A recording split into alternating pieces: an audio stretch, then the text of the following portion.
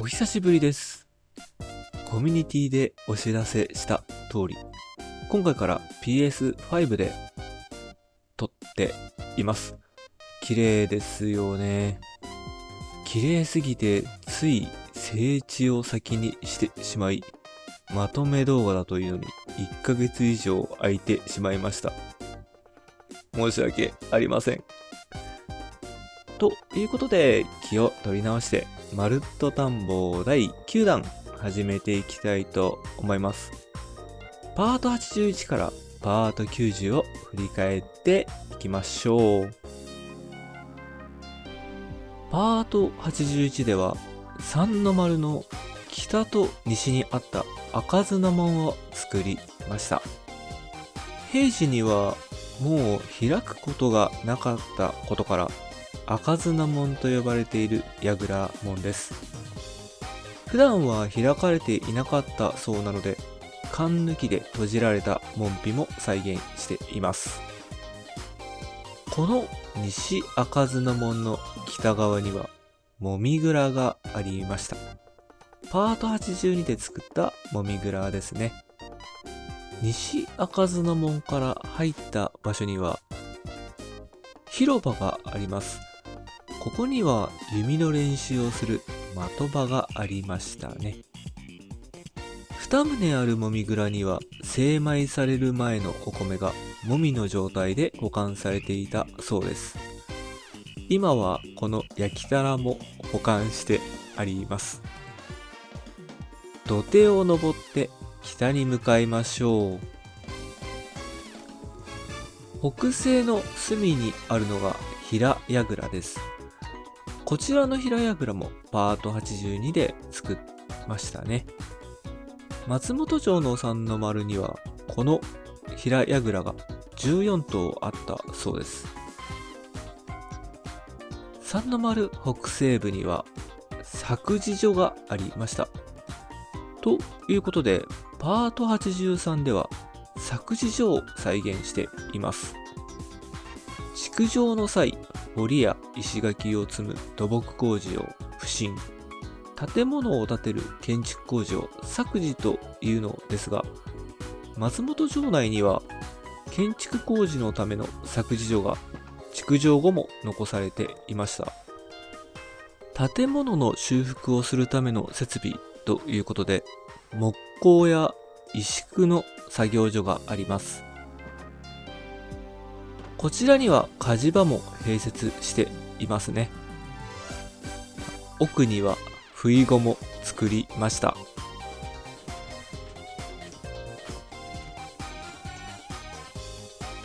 正面の建物、こちらには焼き場を作りましたね。中は石製造機になっています。この焼き場の隣、こちらには火事や焼き場で使う石炭を保管しておくセミ小屋も作りました。入り口から入って左手ですね。こちらの建物は材料を貯めておくための倉庫です。自動仕分け装置が組み込まれています。表の玄関から入って右側にある建物が出入りを監視する番所ですね。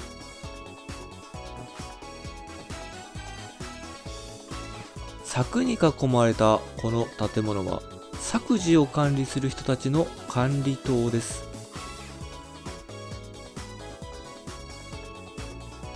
中には畳敷きの部屋が2部屋と、奥に完成品を確認する土間がありました。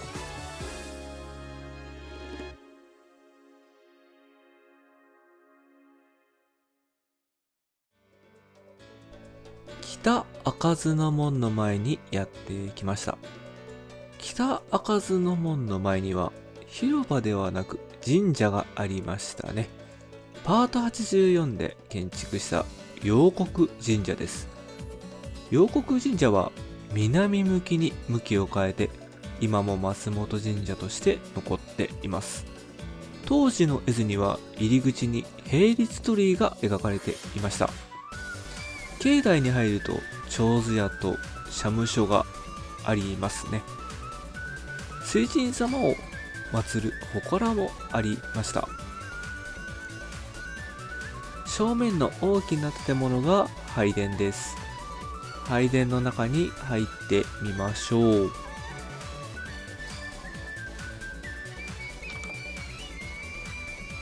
拝殿の奥には祭祀を行う幣殿があります。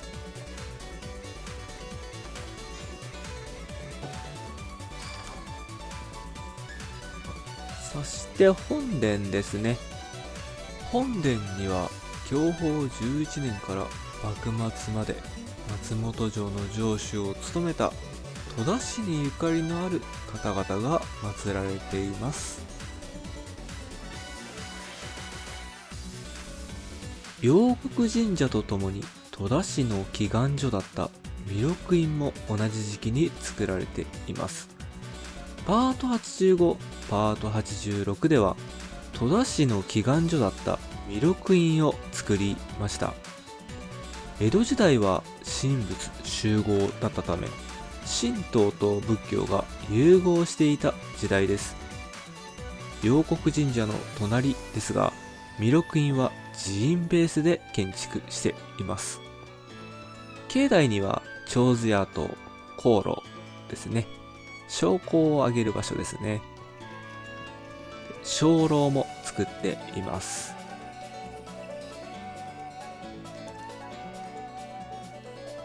鐘楼を抜けると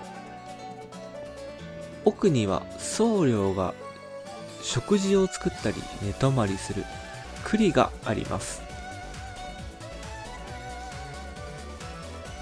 畳敷きの部屋と台所がある建物ですね。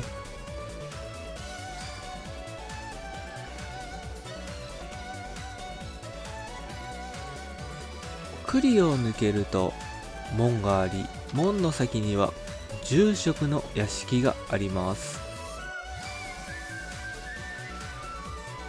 屋敷の奥には経典が保管されている経蔵も建てています。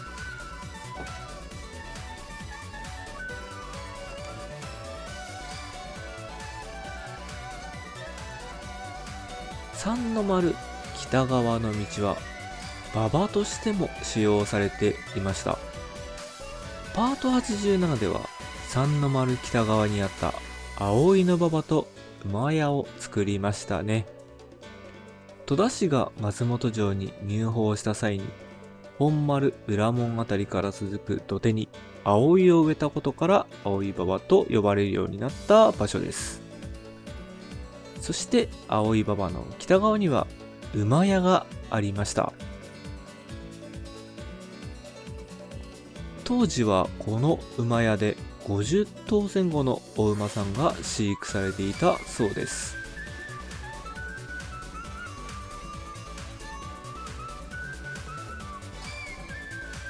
この馬屋にはお馬さんに蹄鉄を打つ装蹄所も併設しています。装蹄師さんが蹄鉄を打っていた場所ですね。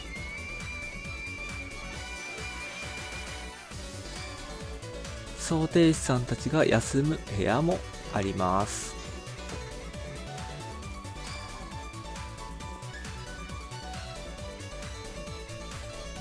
舞台を三の丸西側に移してパート88、89では藩校総教館を建築しました。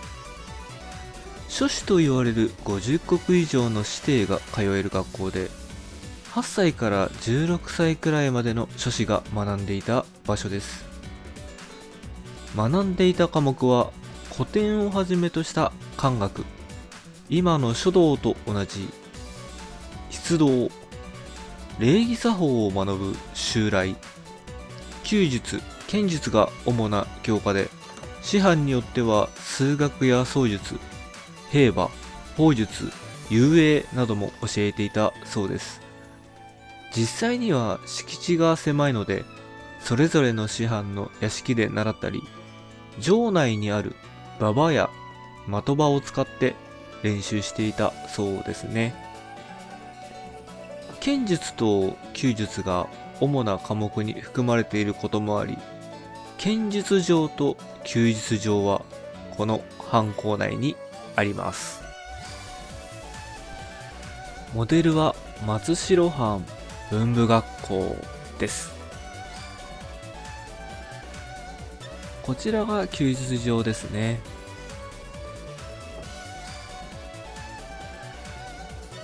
両脇には師範が座る講座もあります。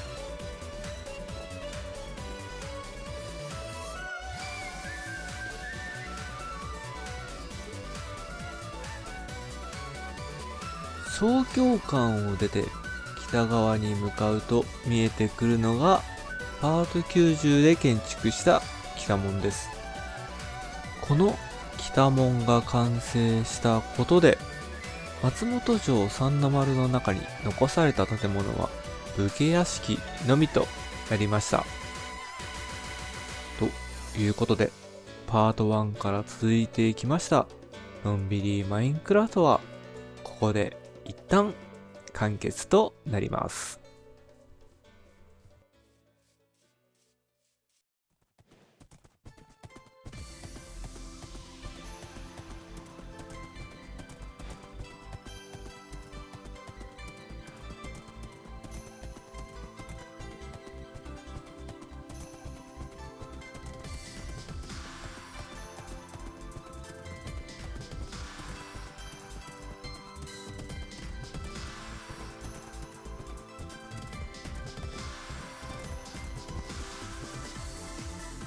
エンドラ討伐まで1年ちょっと、松本城再現で1年ちょっと、2年半にわたりのんびりマインクラフトをご覧いただきありがとうございました。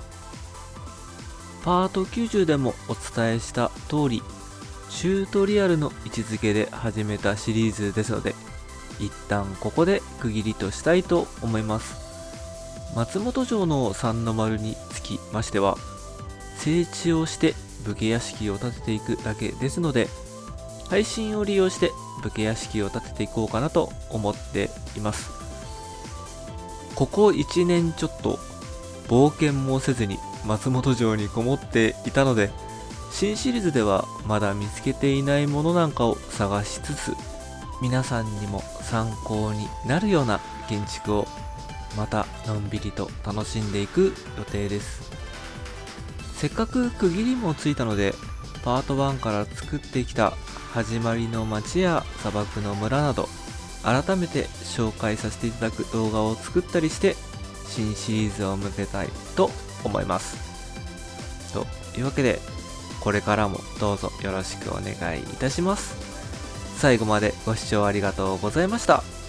チャンネル登録、高評価、コメントいただけると嬉しいです。それではまたお会いしましょう。